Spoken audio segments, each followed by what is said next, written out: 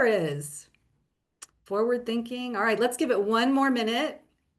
Unstoppable.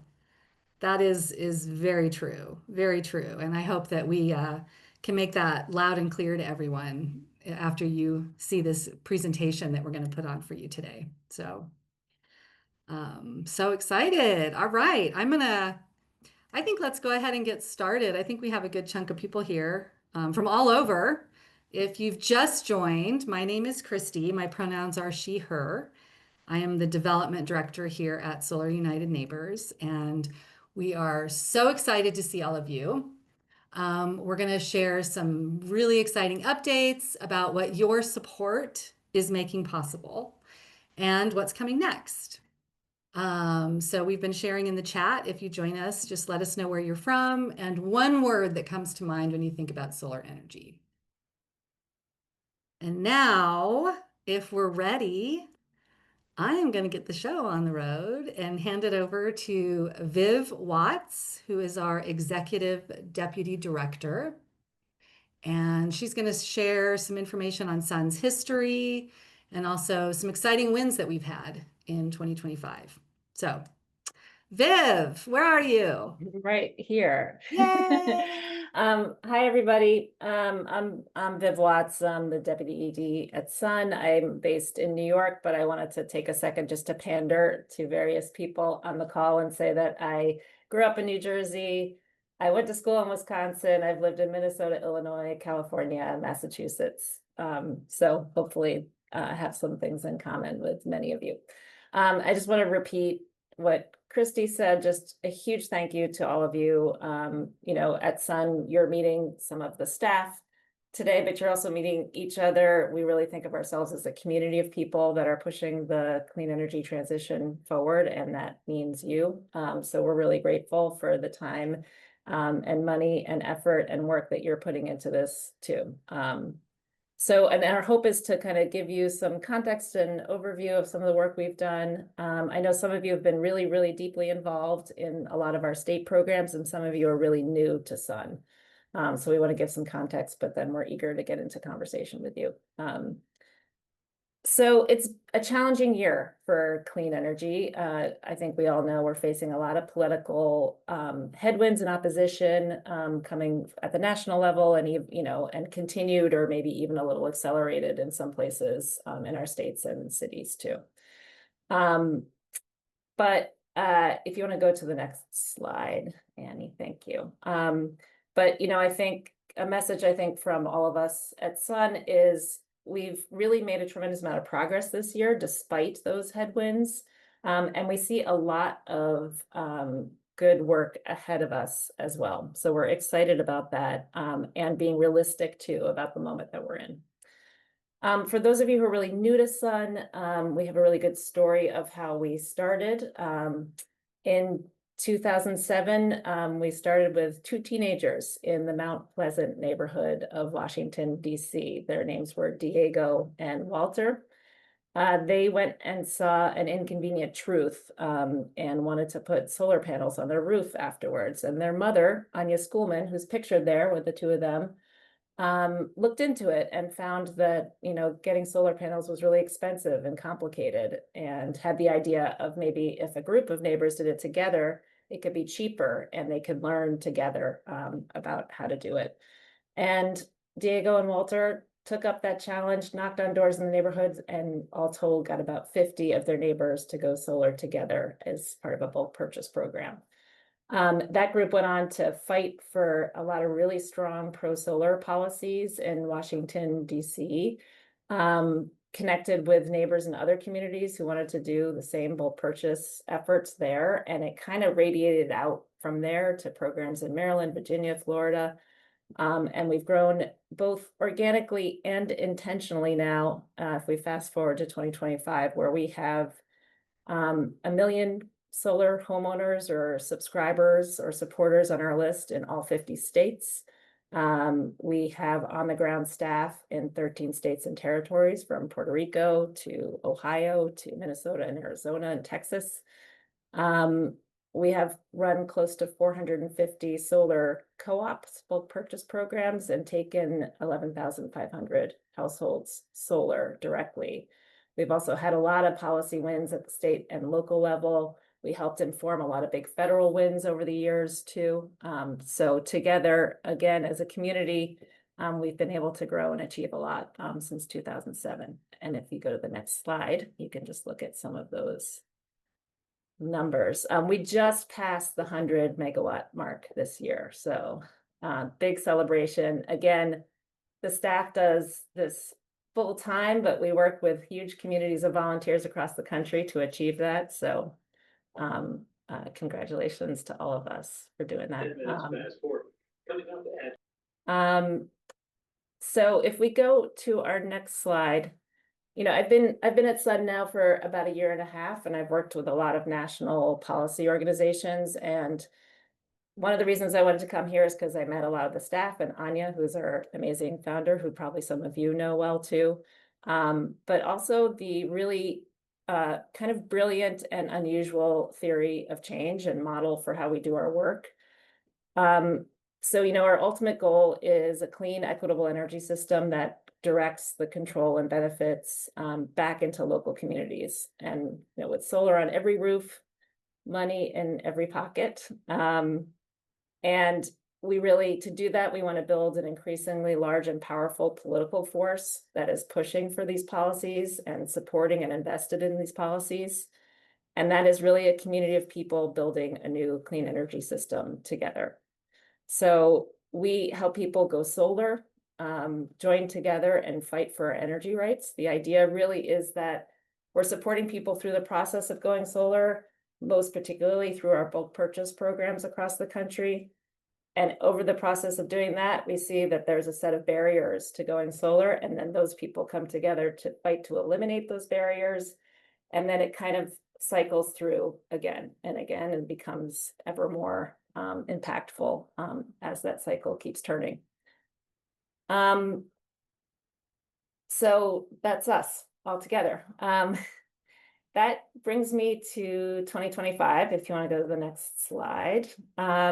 So probably many of you heard from us or were involved in really a big national campaign we ran this year to defend the Inflation Reduction Act. You know, coming into this year, we knew it was going to be under attack after the election results in 2024. It had a target on its back. And we really fought to get a lot of the solar policy in that bill. Many of the programs that were in there were modeled on work we've done in the past. And it was worth fighting for. There's a whole set of policies and tax incentives that were meant to really accelerate the clean energy transition. So we decided to run a national campaign, and we've done national campaigns before, but this is really the first time we did it, a grassroots kind of effort at this scale.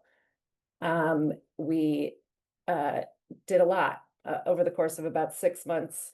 The first 6 months of this year, we generated more than 100,000 emails to Congress, and thank you to all of you on the call who sent those. Phone calls to Congress, thousands of those. We trained and recruited people to go meet with their members of Congress. We had a set of congressional targets. Most of them were Republicans in swing states that we were really pressuring to support solar policies and the Inflation Reduction Act.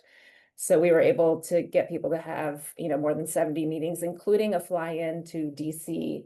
The pictures on the right here are all from that experience, where people from Nebraska and Minnesota and Iowa came and met with their members of Congress to tell them how the IRA had helped them go solar and how they were hoping that other members of the community can take advantage. And we were hearing, so ultimately, as you probably know, we lost on the policy. You know, the one big beautiful or bad, depending on how you want to interpret that bill was passed in July, signed in July, and it sunsets the consumer tax credit for solar at the end of this year, and sunsets other programs that we really care about earlier than the IRA had originally laid out. And you know, that's a bad loss. That's a hit that is going to slow down our progress, where there was a lot of momentum gathering and accelerating. So So I don't want to sugarcoat that at all. And and I think our feeling coming out of it, and then the progress we're seeing since then is that you can slow down this transition, but you can't stop it. In the context of all the data centers coming online, the increasing costs for electricity, solar just makes too much sense. I saw a lot of people put in the chat, it's obvious, it's a no-brainer. That's how we feel too. So we think that Sun is very well positioned to help. There's going to be a dip in the momentum for this work, but to help really come out of that stronger in the end. And I think if you go to the next slide, Annie, we also learned a lot from this campaign. And, we heard from, this was a campaign that was done with a whole range of allies, including the solar industry, who themselves was, on Capitol Hill lobbying. We heard a lot from the lobbyists that congressional offices were getting overwhelmed with phone calls and requests for meetings, that we were having an impact. In the meetings that we held, we heard from members of Congress individually that they did support what we were pushing. And usually they're willing to tell you the truth if they don't support it. Ultimately, we weren't powerful enough to overcome this powerful president with his party. But we also mobilized a lot of people that I think are going to stay involved in the leadership level for a long time. And this is a nice testimonial from one of them. Kind of coming out of this fight with the loss of the tax credit, what we're seeing is probably what many of you are seeing too, that there's a huge bump in people going solar to leverage that tax credit before the end of the year. We are very busy, and Roger will talk a little bit more about that at our solar help desk, just fielding a lot of calls for people who are going solar now. We think there'll be some dip in activity in early 2026, probably more power purchase agreements and leasing and things like that. We also think there's going to be a huge need to reduce the soft costs of going solar, stuff like acquiring customers that installers spend money on and then charge their customers to cover those costs. That's something that we are really well positioned to help with. We also think that a really exciting and emerging new model called a distributed power plant is going to be really increasingly important as we fight to reduce those energy bills. That's like an aggregated system where, say, a bunch of households in a neighborhood have a solar system and a battery. In those peak moments, a utility can draw from those systems all together to provide power to the grid instead of firing up a peaker power plant that's really expensive and polluting. So there's a lot of exciting things coming out of this fight. And also, if you go to the next slide, we had a lot of, Sun's bread and butter is really at the state and local level, and we continue to just rack up a lot of wins this year in fights to protect solar there. And I think all of these are sort of the results of mini versions of that IRA campaign. So fights to protect net metering in many of the states where we work, passed one of our first distributed power plant pilot programs in Virginia, that new exciting model I just talked about, and many other accomplishments too. So again, I think everybody on the call can take credit for the work we've done this year, but just to give you a little overview, and a thank you again for making it possible and being part of it. And I'll turn it over to Roger. Thanks so much, Viv. Hi, everyone. My name is Roger Horowitz. I'm our VP of Go Solar Programs here at Solar United Neighbors. And then if you can advance right there, you can see our numbers for the year. The good thing, which is obviously also a bad thing about the tax credit ending for solar ownership at the end of the year for residences, is that this year actually was far and away our best year in terms of the number of people that we've helped go solar through our group buy programs. You can see we'd never hit 2,000 before, and right now you can see 2,374 signed contracts this year. I think that number is done for the year, but there are still some programs with some stragglers. And then you can see based on that number, the number that's been invested by folks is $46 million through those programs, 436 solar jobs created. And then one of the things that's been most exciting about this year is how many income qualified homes we've been able to help go solar. Especially, we had a large program in Miami-Dade County in Florida, so that was really exciting. So the majority of those folks were there in Florida, but also some in Colorado and in Minnesota and some other places as well. And then you can see the stats on the carbon offset over there all the way on the left. You can go to our next slide, please. Next year is going to be really hard, but you know us, we are optimists. You have to be in this business. So we're really, really excited about what we're going to do. Um, the thing that I'm most excited about next year is that we've always helped people go solar, and we've always had people reaching out to us. In my 6 years at Sun, about once a week, someone reaches out and says, "I want to start a co-op in my area." And then we talk them through it and we tell them the story of Anya starting the first co-op in Mount Pleasant in Washington, D.C.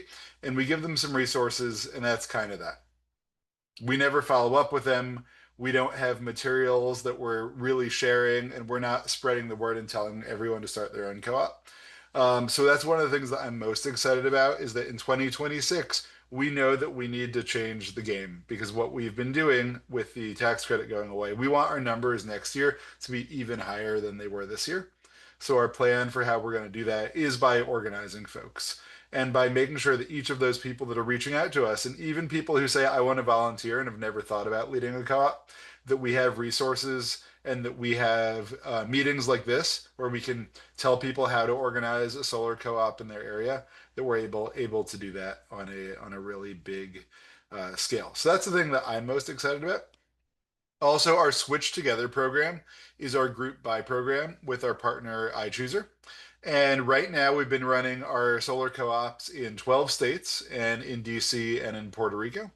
But our Switch Together program, next year, we're planning on launching it for the first time in states where we don't have staff. That's going to be a big experiment. I'm sure there will be some growing pains, but we really want to make sure that what we're doing, that we can really spread the word, and we want to be able to help municipalities who are reaching out to us. You may have seen there's great coverage of our solar co-op in Ohio in the New York Times a couple months ago, and a lot of people started reaching out to us saying like, "Hey, I want to run this program in New Hampshire, for example." They reached out to us and we're like, "Well, we don't have staff in New Hampshire, but let's find a way that we can run a group buy program with local nonprofits and municipalities in New Hampshire." We're going to keep doing what we've always done with our solar help desk. If you don't know about our solar help desk, anyone in America that wants any help going solar, that has proposals that they want reviewed, that needs help finding an installer, we're going to keep doing that. We now have 4 full-time staff working on our solar help desk. So anyone, anywhere that needs help, we can help them. And our solar help desk does 2 things mostly. Half of folks are folks that want to go solar and are asking for help, and the other half are folks that have a question about solar. Something isn't working. They want to see if they're being billed correctly. They ask us to look at their electric bill or their production data from their app, that kind of thing. So we're still doing both of those with our solar desk, and then we're going to keep doing what we've always done and running our group buy programs in 12 states plus DC and Puerto Rico that we work in. So it's a really exciting time for Solar United Neighbors. Um, in summary, 2025 was great for not so great reasons, and 2026 is going to be hard. We know that in a lot of places the math is not going to be as good, but also we've all seen the news. We know that electric prices are skyrocketing all over America.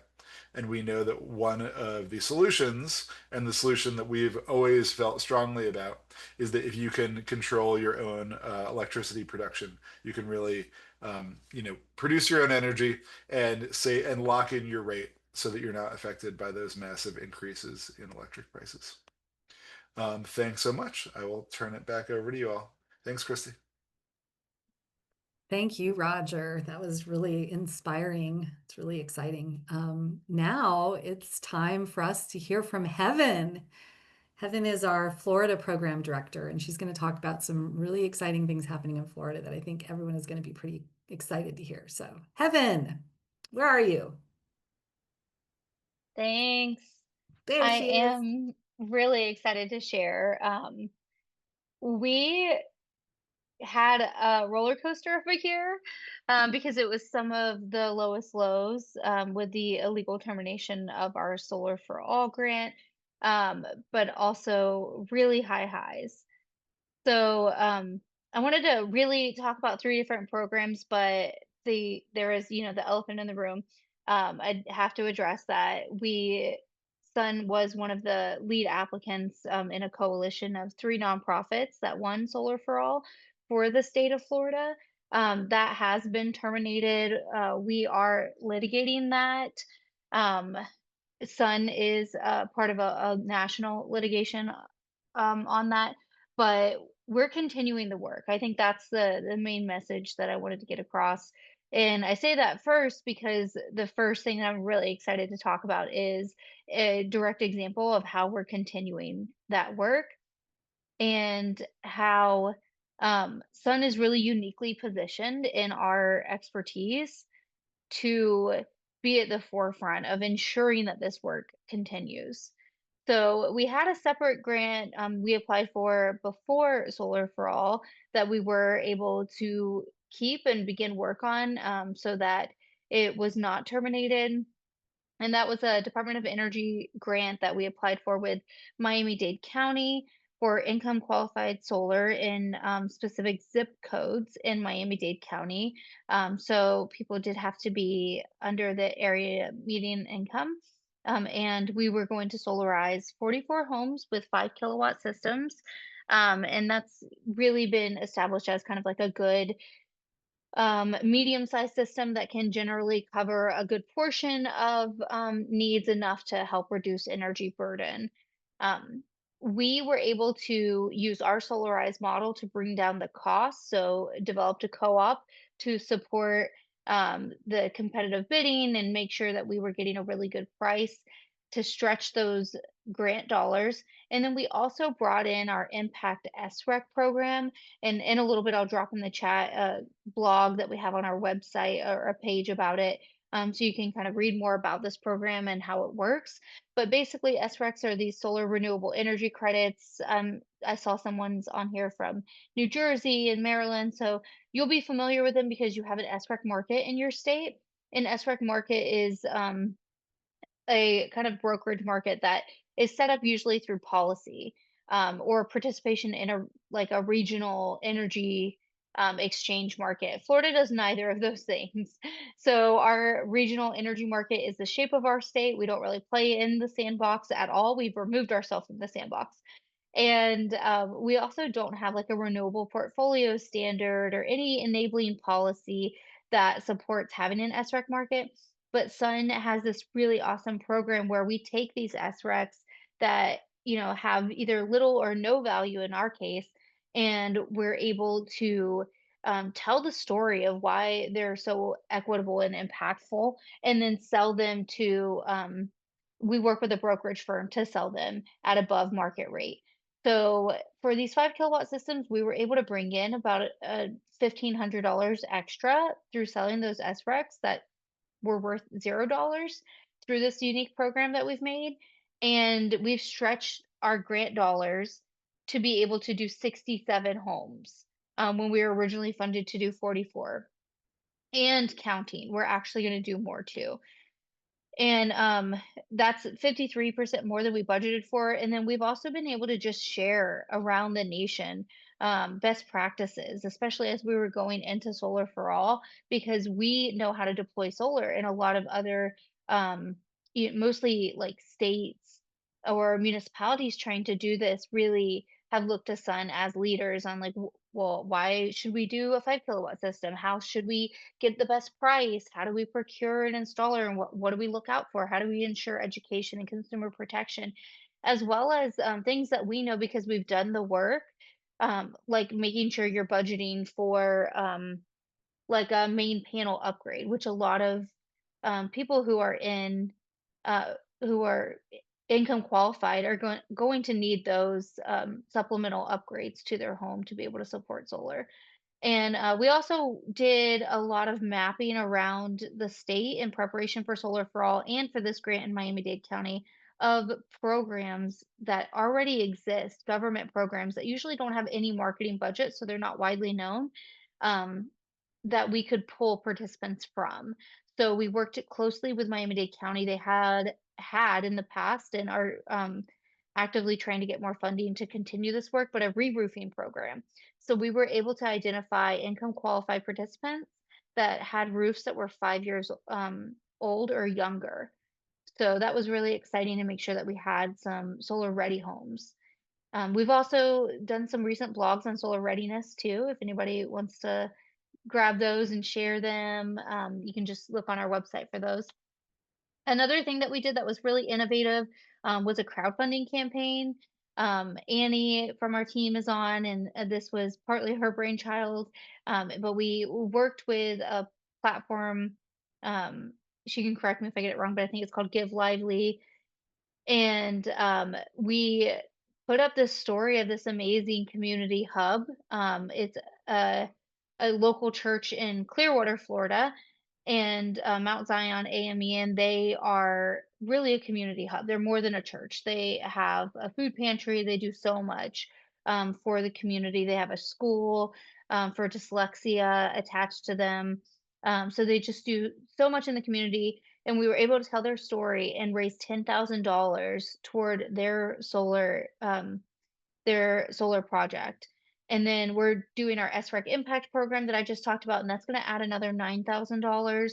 We also helped them kind of look for grants from their umbrella religious affiliation, and they were able to find a small grant. I think they might get um, $5,000 from that grant from the Methodist congregation. So we are slowly piecing together almost complete coverage for the solar system. They had also never heard of direct pay, which is available for nonprofits um, if you start construction through the end of next year. And we were able to educate them, get them connected to some tax advisors. So they're looking at, fingers crossed, $30,000 in tax credit as well. So it is a large church and school, so they have a really high energy use. And yeah, just creating innovative pathways despite the headwinds that we're facing. And we're going to continue to do that. The third thing that we did that was really exciting for me, at least, it's a little bit wonky and it's on the policy side. We passed a permitting reform bill, and it was really Florida politics at play because our bill stalled halfway through session, and then we started to see like this bill's not going to go anywhere. So we were able to grab our language, find a larger construction bill, and get our language inserted into that bill. So we're able to still pass it even though our original bill stalled out. And this permitting reform was really our attempt to help Florida adopt Solar App, to be really transparent. Um, when we were pushing Solar App and doing Solar App education over the past couple of years, we kept hearing from installers. Again, this is a unique position Sun's in because we're actually deploying solar. We have these connections and these relationships. We heard from installers that some permitting offices required a wet signature. Like you actually had to sign, you couldn't do things electronically, you had to go in person sometimes. And this is a huge barrier for trying to adopt third party software like Solar App. So we were able to change the law, and it explicitly says now that third party inspection and permitting software is a-okay, no wet signature is required. And even beyond that, a really cool 5-day shot clock is what I learned this is called, where basically once those those plans are submitted, the local permitting office has 5 days to recognize them. So either say, hey, we need some more information, or yes, this is approved, or no, this is denied. And if they do not acknowledge these really straightforward, like software submitted plans within 5 days, they're automatically approved. So this reduces the soft costs and barriers for installers, some of who literally have to like have maintain relationships with people just to get their permits through, and just a bunch of red tape that's not it's not conducive for doing work, and definitely not for doing it on time and on budget. So those are the things that I'm kind of most proud of that we've been able to accomplish this year. But this is just a snapshot. We're gonna keep making sure that we're showing up, deploying, and finding a way even when there doesn't seem to be one. Oh, and here's a beautiful quote and picture from one of our participants in Miami-Dade County in that income qualified program that I was just talking about. And something that I really, really loved, I'm sorry, I thought I was done talking, but I'm not, about our income qualified participants. Like one was a police officer, one was a teacher, several like worked for the county, and that's how they heard about it. And Alicia, the woman pictured here, is a single mom and a DCF worker. Like these are the people who are doing the hard work in our communities, literally like showing up for families, and it was just really like amazing to be able to show up for her and help her save some money on her electric bill. All right. That was so nice. I hope you all got a really big, broad picture of some of our great stories of wins and challenges, really, too, that are up ahead for us. We are going to get to some questions and answers because we are here also to answer any questions that y'all might have. And you can always put them in the chat too, and we'll get to them there. But I have a really exciting surprise. I'm very, very happy to make this exciting announcement. We have been working for about a year now on an incredible video about sun. It's extremely inspiring. And it was just wrapped up yesterday, actually, and shown for the first time to staff. And so I am really excited to be able to share this incredible video with all of you that just launched yesterday. So you're going to all be the very first to see it. So let's just take a few minutes here, and then I promise we'll get to some questions and answers, but you want to see this. So let's take it away. We're starting to be a critical mass for energy democracy. It's about self-sufficiency and independence. Solar United Neighbors focuses on helping people go solar. We join people together, and then we help them fight for their energy rights. Our mission is to transform the energy system. The only way we could figure out that that would really work is if rooftop solar and community solar are the cornerstone of the new energy system. We were actually at the first organizing meeting of DC Sun. Our solar panels were installed here in 2009. We were the first group of about 150 homes that were solarized. Old saying says that one can go fast, but two can go further. We're seeing these dynamic grids lower costs for everyone, and we can create an energy system that emphasizes equity. The sun is everywhere, so power should be everywhere too. I think the longest we've been without lights has been 8 days. Can't depend on the grid, especially here in Texas. My name is Doris Brown, and I'm from Houston, Texas. I have a mantra: if it's not right, I'm going to fight. I got introduced to Solar United Neighbors through Dory Wolf. We have a lot of people that come to our neighborhood and promise us this and promise us that. Dory came to our meetings and got to know us. Sun has integrity. They follow through. When the lights and stuff go out, now I can be that lighthouse in the storm. My hub home has benefited my community. I have solar mobile batteries that I loan out to my neighbors and solar panels. Not only that, I can go out of my neighborhood and help other people. So now we have a trailer that's full of solar equipment and everything. It's kind of like a solar grid on wheels. So this is a solar trailer from the Footprint Project, and so it's meant for mobile disaster recovery. So what we have is solar panels on the roof. These are the batteries in here. You can move it to any neighborhood and light up the neighborhood. We have to look out for ourselves, and we can keep this going. So it's for us, by us. As a single mother and someone who is self-employed, I really liked the fact that even someone with my income can access solar. My name is Jennifer South, and I'm from Bellefonte, Pennsylvania. When I bought this house 5 years ago, I knew that I wanted to make it as energy efficient as possible for now and for the future. I'm a single mom, and it's always just been the two of us. I wanted to have something to leave to my son, and I saw an advertisement for the solar co-op. Solar United Neighbors told me that my solar setup was probably the smallest that they did, and they branded it Small But Mighty.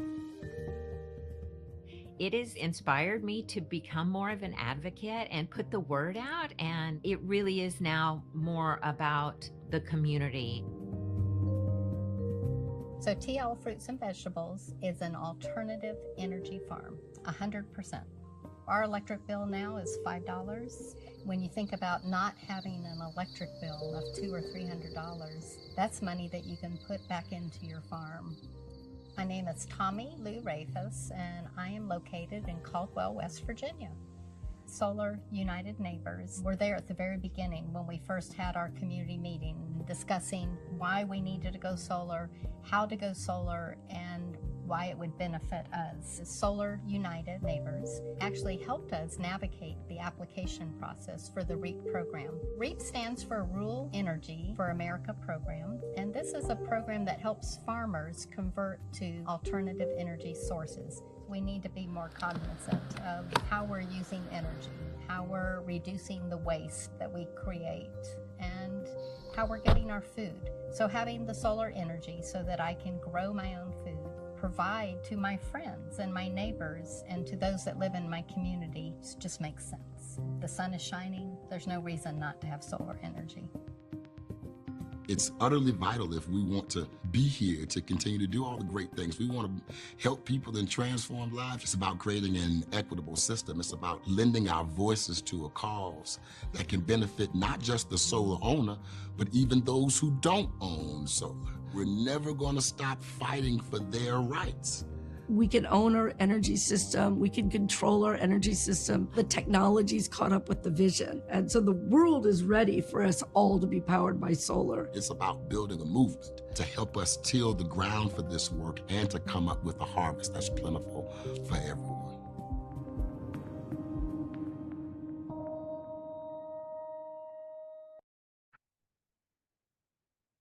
Wow, that was awesome. And thank you to everyone here. You made that possible. So anyway, we want to open it up now and answer any questions anyone has. So please, if you want to just raise your hand, you can put it in the chat and we'll read it if you'd rather do it that way, or just raise your hand and we are open to anything. And if not, we can all leave with that too, but we've got a lot of information today. It looks like Scott has a question. What can we answer for you, Scott? I was wondering about Muni Solar, and I know in Virginia, we've got a lot of cities that make deals with the utilities where, you know, they get a reduced energy rate from the utility in exchange for not doing solar, not doing renewable energy. And I just wanted to know what Sun's doing to push it back against that and hopefully get out some of these golden handcuff deals that the utilities make with the cities, municipalities. Boy, that's a great question. Who wants to tackle that one? I can jump in and say we have a whole Virginia team, and I can get back to them or get back to you after I talk with them, because I'm not familiar with those terms, but because I work more everywhere, which means I don't have all that local knowledge. If anyone else has Yeah, that, I can jump yeah, in. go for it. We run a lot of, I would say both in Florida and all over, even in states that we're not staffed on the ground in. We run a lot of like local policy campaigns to fight any bad policy at municipal utilities, but within munis, and we try to empower our network to advocate for things like utility advisory boards and serve on those. And then also climate action plans. We work really closely with cities across the nation and try to encourage them to like make these plans, work together for funding for them. So in Florida, I mean, we've had probably like 10 different municipalities that we've kind of like co-written or supported, written a letter of support, something like that for different grants so that they can make some type of plan. And then hopefully that is like setting them on the path to negotiate better. And then also, like, I've been in an awkward position of telling the municipality sometimes, like, you're in a really bad contract. I've seen other contracts. This is terrible. But those contracts are really difficult. We've worked more closely with rural electric cooperatives, which are also a nonprofit utility, on breaking those contracts. There is a kind of a coalition of rural electric cooperatives um, that is, I think, led by one in Colorado, where they try to break those contracts. But you're right, it is kind of golden handcuffs. It's usually an association. At least the situation in Florida is like there's normally an association that they are like in Florida, it's the Florida Municipal Power Association, and they are in big PPAs with the investor-owned utilities, but then their contracts that trickle down to the municipal utilities are terrible, like buy all, sell all contracts. So yeah, we're aware of it. There are some other nonprofits that do kind of the more like nitty gritty contract work, like Earth Justice, and fighting that. But we really try to support from bottom up, like really grassroots, getting people, constituents to advocate for their municipal utility and their municipality to do better and like start changing the trend because those contracts can be terrible. And hey, it's been working in our favor that natural gas has been going through the roof because now the contracts are economically terrible too. So hopefully Great. that helped a little, Scott. Actually, I think that was William. Did Scott have a question? Or was that Scott or William, you have a question? That And we've was got a me, couple Virginia. questions. We've got a couple questions in the chat too, but William, I think you're next.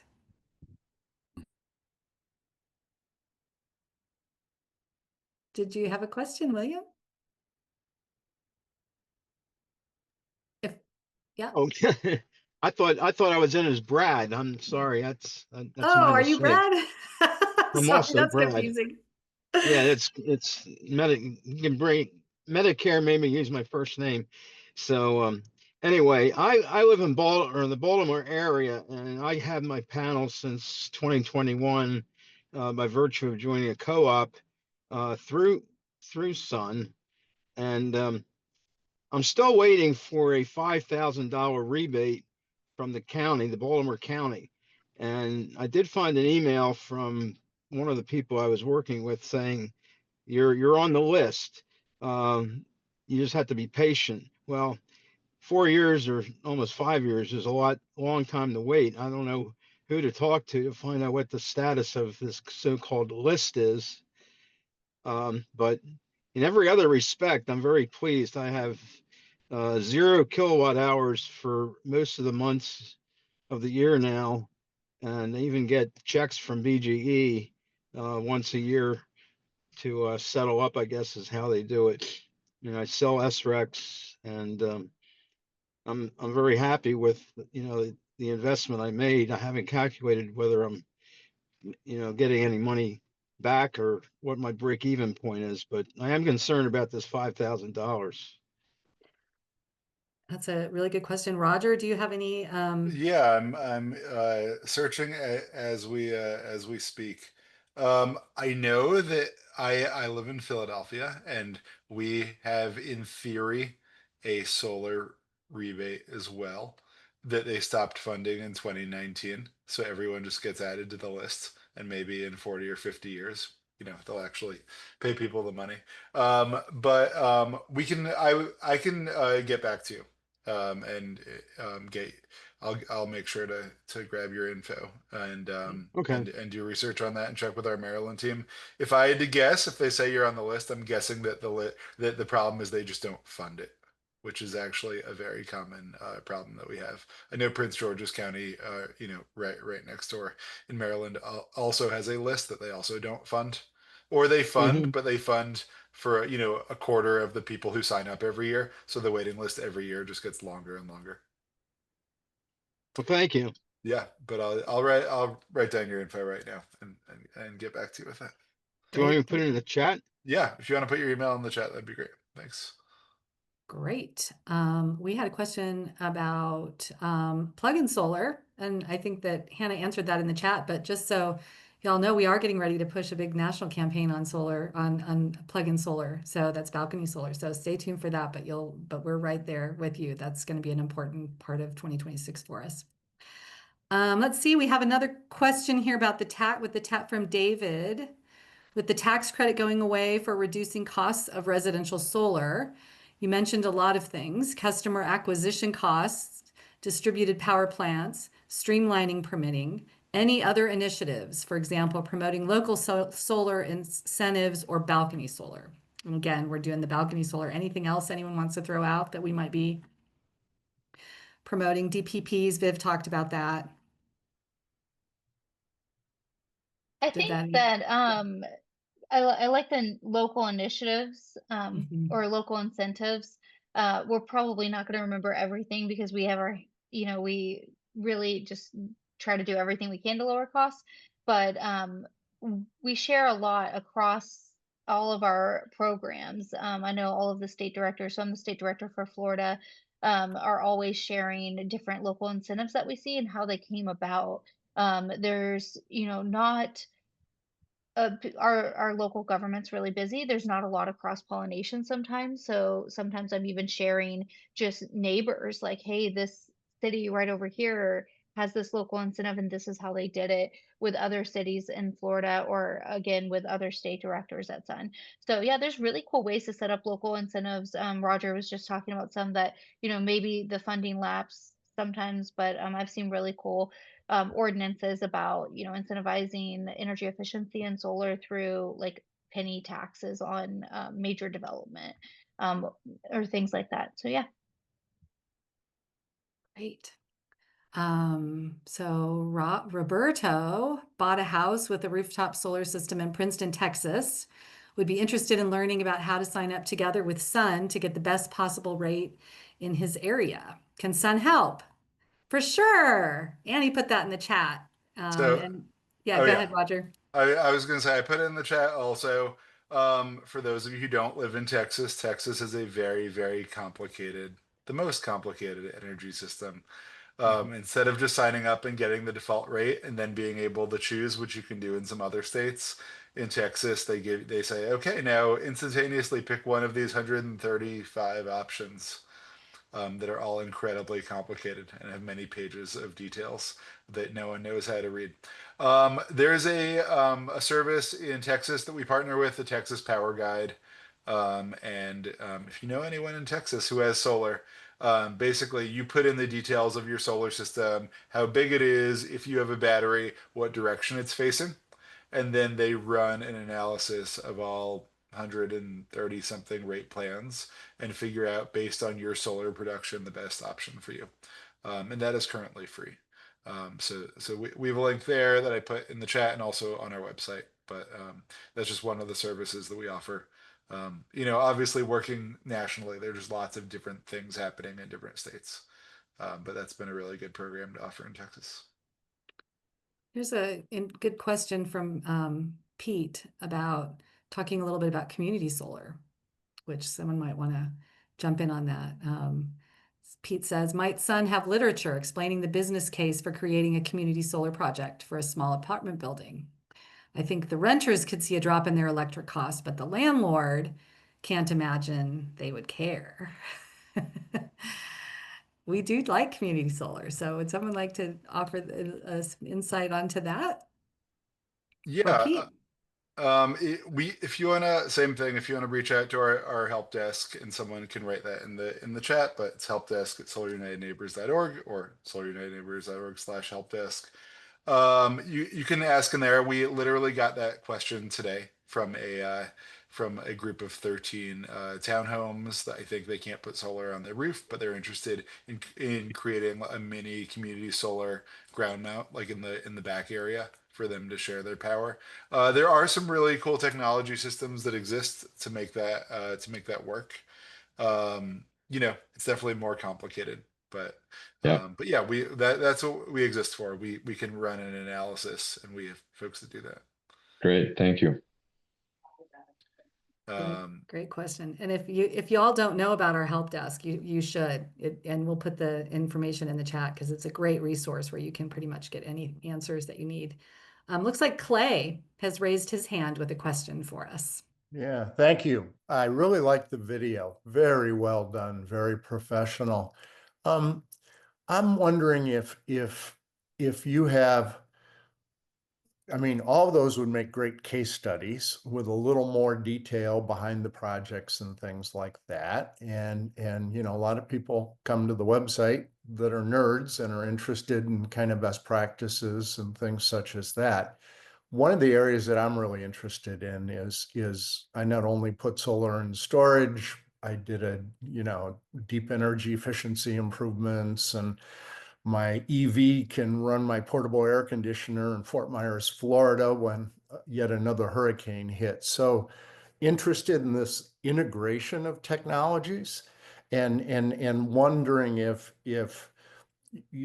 case studies around that, we wouldn't have to wait for a professional video crew to come out and do interviews, which are fantastic. But is there a resource, a template? Is there some opportunity to kind of curate some of these more interesting case studies of how solar plays into a broader clean energy thing? And vehicle to home, vehicle to load, vehicle to grid, that's a very interesting emerging technology area, which is kind of related to VPPs, but really separate. And I would love to be able to do that, but we would need help from the local utility. Mm-hmm. Yeah, I think that, I mean, first of all, I totally agree with you that case studies are really kind of a helpful vehicle to spread and replicate where things have worked, or to learn lessons where they haven't worked. And we do that as a force of habit. I don't think that we have any case studies about what you're talking about, the integration of different technologies, but Roger or Heaven could correct me if I'm wrong about that. I also saw somebody put it in the chat, asking about water heaters and heat pumps.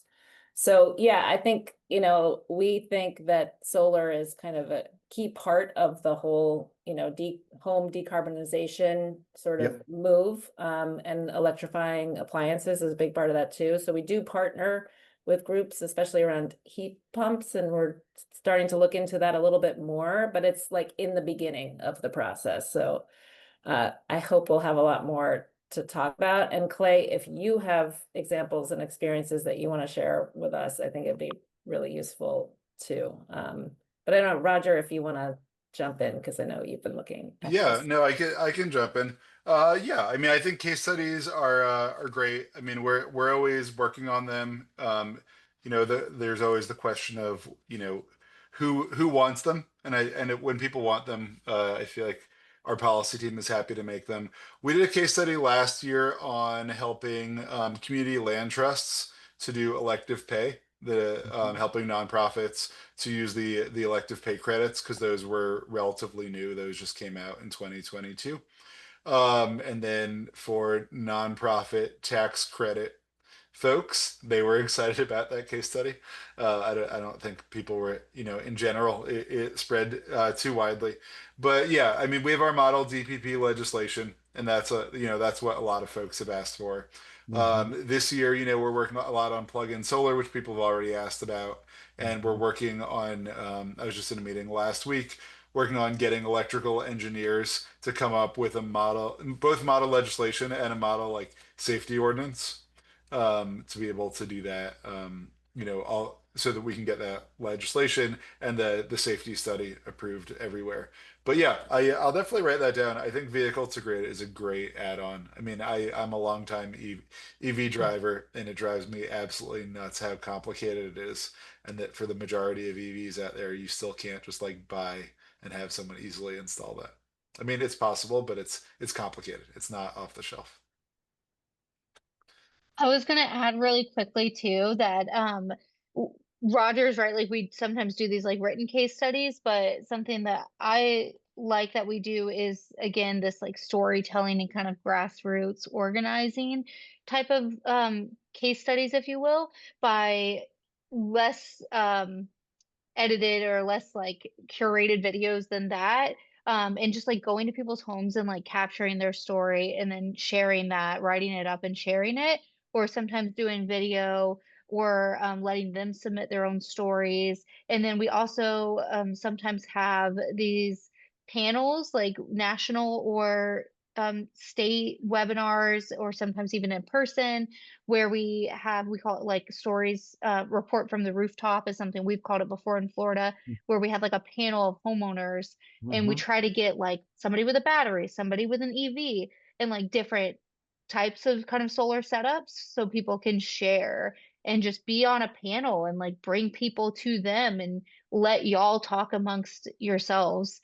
So if you're interested, I know you're in Florida, if you're interested in serving on a panel like that, let me know and I will put you down, because we definitely have some really amazing people in our network, and like you have so much to share with your peers who are interested in different setups. I'd be glad to volunteer. I presented my case study at the ASHRAE National Conference, and standing room only, and there was a lot of interest in all these engineers wanting to do this in their own homes. So I'd be glad to share the story and participate any way you can think of. Oh, thank you, Clay. That's awesome. We'll make sure and reach out. Well, we are at the hour. This has been so wonderful. Thank you to our speakers. And thank you to all of you, really, truly, for being here and for your incredible support. And we'd love to feature you. And so you can either go to this link website, or so our website here on Spotlight, I guess .org, solarunitedneighbors.org/spotlight, or you can scan this QR code and fill out this little survey about yourself, and we would love to feature you. Clay, you might start with that too, but we'll definitely follow up. But you all have great stories to share, and you are what make us so important and keep us going. And so we want to hear about you and who you are and what you bring, and would love to share your story as well. We also have a couple additional events coming up if you're interested, but mostly we really just want to say thank you for being a part of this incredibly amazing community and joining us today. It's been so wonderful to be with all of you. And I hope that we can stay in touch. Reach out if you need anything. And thank you so much. Take care.